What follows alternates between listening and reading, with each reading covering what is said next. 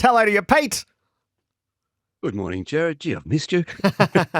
When we sat together in the pre-match of day 4, there was a building sense that we might see something special. We didn't quite pick what it was going to be, but my goodness, we saw something special.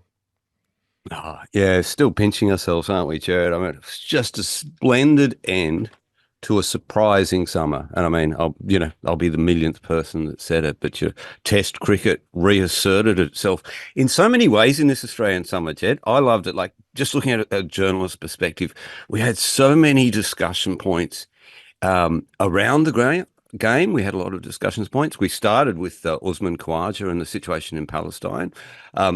We hit the Brisbane Test talking about Australia Day, but we finished it focusing on cricket and cricket only, and that was a great way to finish. Yeah. Did it move you? Did Shamar Joseph's heroics move you? Oh, yeah, mate. Yeah, I had tears in the eyes. Yeah. I have to admit it, and I don't think I've never enjoyed. Well, it's not. No, that's the wrong way to say it. I didn't enjoy Australia losing, but God, I loved the West Indies winning. I don't think I've and to see Brian Lara and Carl Hooper and Big Bish and what it meant. And Shamar Joseph has got something, hasn't he? He's got a charisma. He takes you on a ride with him. He took the West Indies on a ride with him. I mean, he was getting standing ovations early in that game, for his efforts. He is a force of nature, that kid. You've seen so much cricket. Is that a day that will live with you? Jed, afterwards, I went up to the Storybridge Hotel, and we don't do that often, but there was Malcolm Conn there, and there was Crash Craddock, and there's me, and that's about 100 years of test cricket, journalism, standing underneath that bridge. We don't get together too often, of course, Um, no, I won't say that. And we were all moved by this. We all had this glow on our, we were just buzzing about what we'd seen. And we've seen a hell of a lot of cricket, and we've seen some incredible things over the years. And I'm thinking back myself to the things I've seen. And this rate's right up there among anything I've seen. This is Shamar Joseph on his love of Test cricket. So I think the great hope out of this is, while he has every right to earn whatever he can out of the game for his family, that he might become the touchstone for the value of Test cricket. It's a lot to put on a young man's shoulders. Yeah, I was thinking that. We really are pinning a lot on him. But he and this West Indies team and this West Indies win is provoking discussions that we need to have, that the game needs to have, and they're boring discussions to some degree, because they're around finances, they're around the financial models of cricket.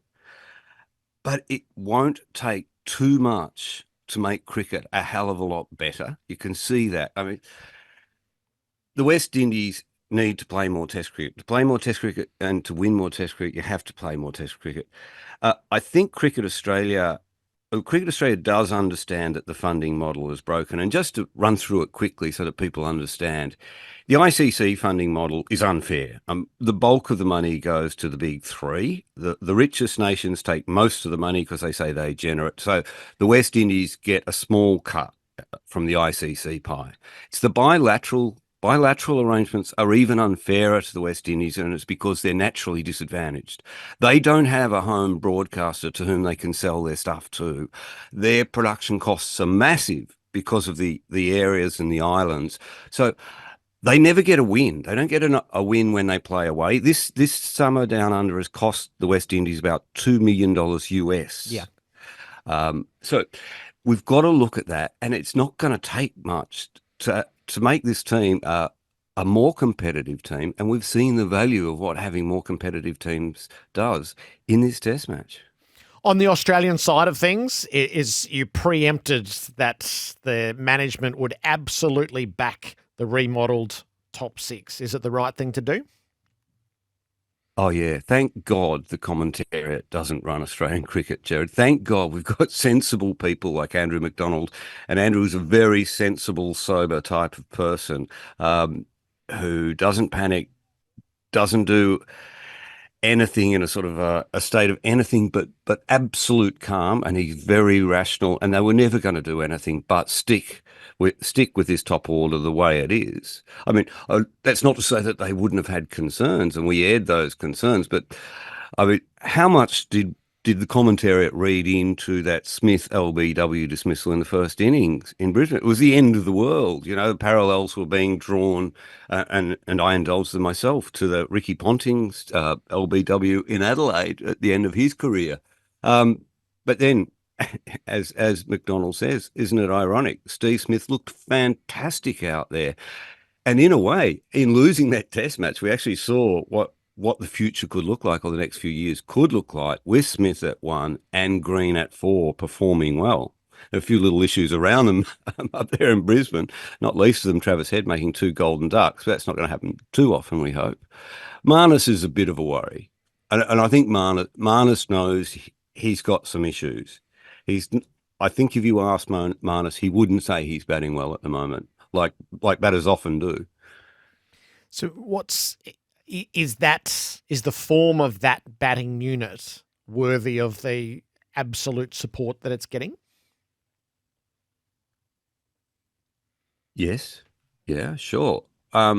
Absolutely. I mean, Marnus Labuschagne at his very best is one of the, if you want to ask questions about anybody, is one of the best cricketers in the world.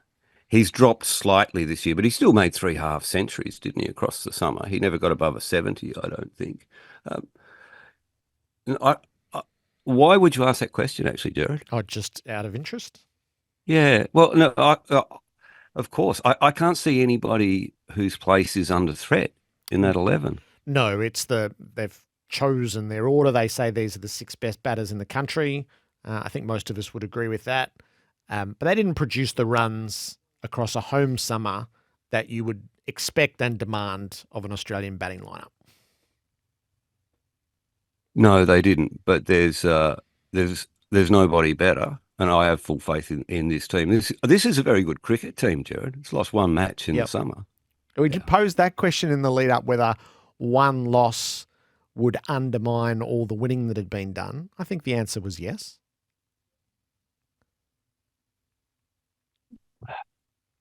I think the one loss weighs heavily against the 4 wins that were demanded and expected. Yeah, I don't. I think it was a tired Australian team, an Australian team that had been on the road for too long, an Australian team that maybe had got a little bit ahead of itself and has dropped 1 game at the end of a summer and at the end of a very long campaign. If you look back at the last 12 months, I don't have any concerns out of it. In fact, I take confidence out of it because I saw Smith bat in that opening possession and bat very well, and reconfirm that he still has it, that he is still a very good batter. I saw Green start to work at number 4.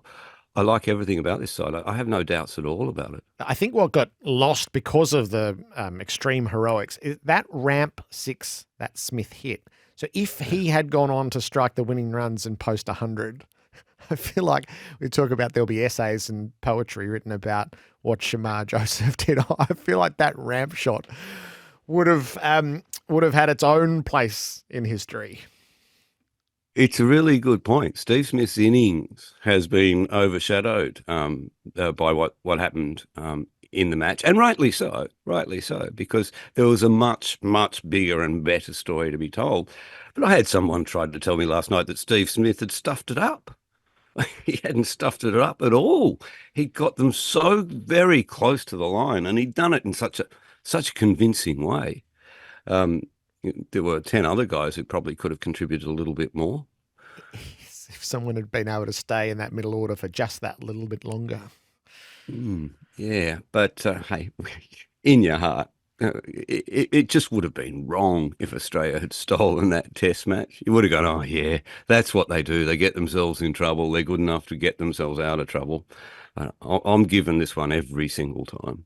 0433 98 11 16 40 Winks Temper Text. Get your unique bed match profile and find the right bed for you. 40 Winks serious about sleep. Pete Lalor is with me. The dust is settling on the Australian summer. The top six has been guaranteed for what's going to take place in New Zealand. There's some white ball cricket about to unfold. England is on our mind as well. And Crash shared a story yesterday that we might just rework in a moment too. God. And they said it was my fault. I had a menu in my hand. We're ordering dinner. And the girl brings over the margarita, and I looked to the person who took the order, and I went, "It was a margarita pizza." She said, "You could have told me." I said, "I'm ordering dinner." I mean, I know I've got a reputation as a drinker, but for God's sake. Do you ever have a night at the pub that goes what? smoothly? They made us pay the difference between the cost of the cocktail and the pizza. $2 a type. Anyway, Crash shouted me for $2. Were you able to watch England and India at the pub? Yeah, we were watching that. Yeah, yeah. What a great game of cricket. I hate it when England wins, Gerard, but I love the way they play cricket. It's another affirmation of their approach to the game, which I find quite entertaining. I think they stuffed it up in the Ashes, but yeah, kudos to them. That's a fantastic victory, and Ollie Robinson, and even you could see it in a way the way Joe Root and Athers and those people. Joe Root is still playing, of course, but some of the senior former England players have talked about this victory. It's sort of similar. It's had a similar impact on them to the way that the West Indies victory in Australia has. I mean, they're really moved by this and impressed by what this team's achieved. Yeah, let's take in a little bit of Ollie Pope and Tom Hartley, the two heroes of England's win. Monstered by the Indian batters at the start of his Test career and then fights back with 7. And Ollie Pope, who good judges say batted as well as any touring batter has in many a year on those shores. This is now a 5-test series, and we're about to experience that with India at home next summer. What a way to get those storylines rolling. Oh, look, India are really under the pump now. This series is set up big time, and India have had a series of setbacks because obviously Virat Kohli didn't play that test and is not due to play the next test, and now KL Rahul and Ravindra Jadeja are injured. All the pressure is on the home team. The amount of expectation that's on India to win in India. I mean, it's demanded much as it is in Australia too, but maybe more so. I don't think I'm going to miss a ball of this series, Gerard. Yeah. And it's prompted so that both of those things would happen in Test cricket on the same day. So there's almost a culture wars in cricket right now, separate to the actual culture wars that goes on between T20 and Test. So I don't know whether you saw Kevin Peterson's thoughts, but he tweeted, "It's a fascinating discussion between shortest form and Test cricket. An argument can be had for saying that T20 has enabled a more entertaining Test match arena. Also, it's just the old guard who keeps saying the T20, etc. are shite and we want more tests. What they don't realise is that kids have zero interest in tests and the money in the game isn't coming from tests. My greatest format is tests. I love them more than anything, but I've moved with the times and realised that the future won't be tests for all nations. It just won't. I'm happy to hear people's opinions on this. Also hear solutions on Test cricket future. A constructive discussion instead of abuse for T20, please." Yeah, if you frame it in that sort of as Kevin has and as you've accurately said, there's that sort of culture wars. It's this v this scenario. We're never going to get anywhere, are we? No. We have to work out the way these two forms of the games survive, and I think everybody's comfortable, more than comfortable, with having two forms of the game. It's just in what proportion. And Cricket Australia have signalled, of course, we're always concerned about the health of Test cricket, that that they are going to the ICC and they are on a mission to save Test cricket because there is no time left. That's Mike Baird's sense of things at the moment. We can't keep talking. We have to act now. We have to change the funding models, change the way the bilateral tours happen. But Test cricket's always been a boutique game, Joe. It's not a widely played game. I mean, T20 is massive and played by so many teams and so many franchises and so many. But Test cricket has always been a boutique game. Its beauty is in its rarity to some degree. You don't want Test cricket to become wallpaper like T20 cricket is. Yeah, and it is framing it like that because there are complaints sometimes about you just never quite know what cricket is being played. But the plank of that is that Test cricket has consequence and magnitude. I thought that was what Sunday gave us: consequence and magnitude, and that a close Test match is as good as sport can be, and it's incredibly rare. It's so rare across it. How many Tests a year ended up being thrillers? Two, three, and that we had two on the same day. Oh, there was a discussion in the press box on the last day among journalists about how many close games have you seen? Yes. Yeah. I mean, literally, these are people who go to every Test match in Australia, and they haven't seen many close games. It doesn't happen that often, but yeah, in a very fast-paced world, Test cricket just gives expression and space to so many narratives, to a different sort of heroics, it's a different scale. It's an opera compared to a pop song. I mean, well, and I'd always prefer a pop song, but we, yeah. we should Anyway, stay. We will stay as the old guards. It I doesn't think mean we you are. can't. It doesn't mean you can't enjoy the other. I wonder how the ODIs will endure. So three of them.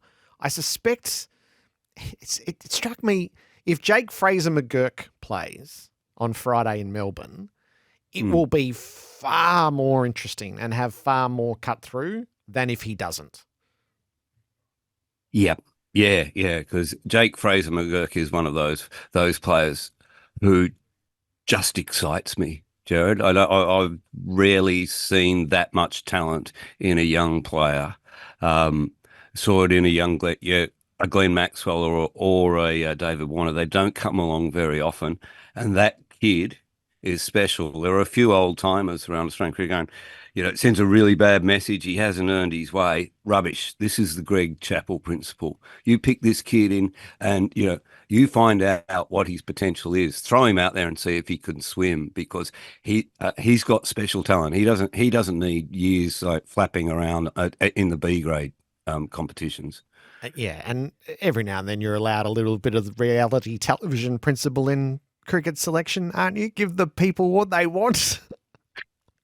If you represent the people, yeah, that's correct, Jared. But no, I've just said this, and I'll say it again. He's just such an exciting kid. If you haven't seen Fraser McGurk play cricket, do go out and see it. It might not come off. Yeah, and Australian cricket will go in with their eyes wide open on this. But players like him don't necessarily come off, but by God, if he does, there is so much upside to it. It's lovely to decompress with you, Pete. Good on you. Take care, Jed.